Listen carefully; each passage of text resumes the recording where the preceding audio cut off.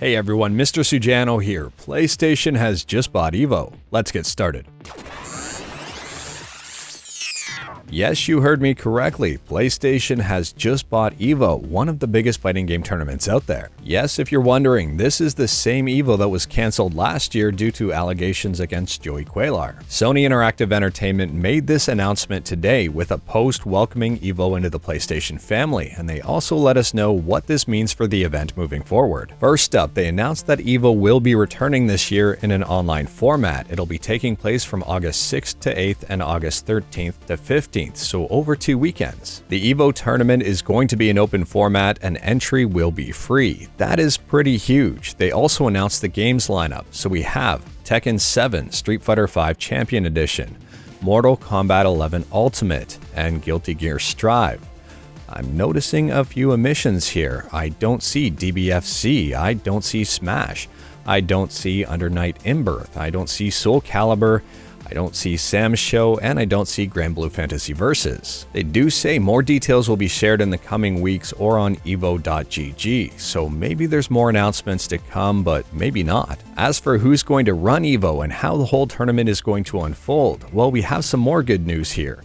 Evo co-founders Tom and Tony Cannon will remain closely involved in an advisory role to ensure Evo continues to service the fighting game community and support its vibrant growth. Sony goes on to state, "Our collective team is laser focused on one mission, preserving the authenticity of Evo for the fighting game community and finding creative ways alongside our fans to grow the tournament and make its events and broadcasts more fun, engaging, and accessible than ever." At its core, Evo will remain what it always has been, an open format competition that gives fighting game fans from different countries a chance to connect, test their skills, and forge new friendships. All of this is pretty good news overall. The last thing Sony would want to do is acquire a tournament such as Evo and then completely change how things are done. But on the other hand, they are changing one major thing. They do state that as a collective team, we'll work closely together to ensure future Evo events are safe and welcoming for the entire community.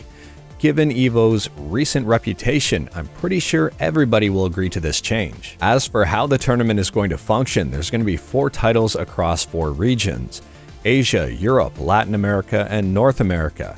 Every region will feature prize pools and top 4 or top 8 broadcasts for each game played. That's pretty good. Now, a lot of people are probably wondering, what platform are these games going to be played on? Is it going to be PlayStation now that PlayStation owns Evo? Well, I hate to break it to you, PlayStation has kind of been the platform of choice for a lot of these main games over the last number of years, and I see that trend continuing. However, Markman does state, and Markman's with Evo, also very important to note, Evo is still open to all platforms. The teams at PlayStation and RTS are enabling us to continue working with our community to support fighting games. So that's promising news. Now, as for the Smash community, they're also probably wondering what's going to happen with Nintendo. Steven Totillo from Kotaku says Nintendo tells him they wish the founders well, and a rep adds, "We will continue to assess Evo and other opportunities as we plan for future online and offline Super Smash Bros. Tournament activity." I don't necessarily know if this is a good or a bad statement from Nintendo. It's a typical Nintendo statement.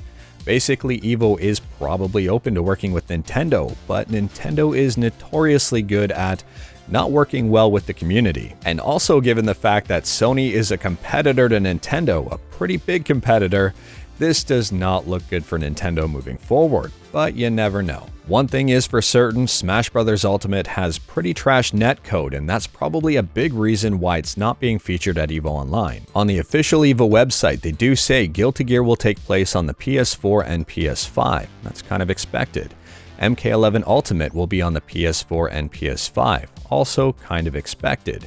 Street Fighter V Champion Edition, PS4, PS5, and PC.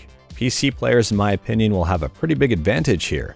And Tekken 7, this one's a surprising one.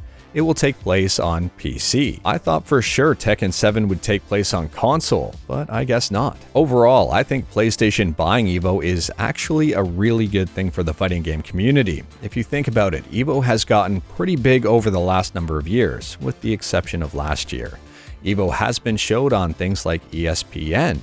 Evo is huge, and having PlayStation buy this is really good in terms of exposure, in terms of investment, and in terms of longevity. If we're lucky, this will maybe encourage developers to invest a little bit more in their fighting games, considering Sony now owns one of the biggest, if not the biggest, fighting game esports tournament out there. Also, hopefully this brings a few more dollars to the prize pool. Right now, fighting game tournament prize pools are embarrassingly low compared to a lot of other games out there. But anyways, that is all I've got for today. Let me know in the comments below what your thoughts are about Sony purchasing Evo. If you like this video, leave a like. If you didn't like this video, leave a like. Hit that subscribe button, check out my other videos. Thank you everyone, take care.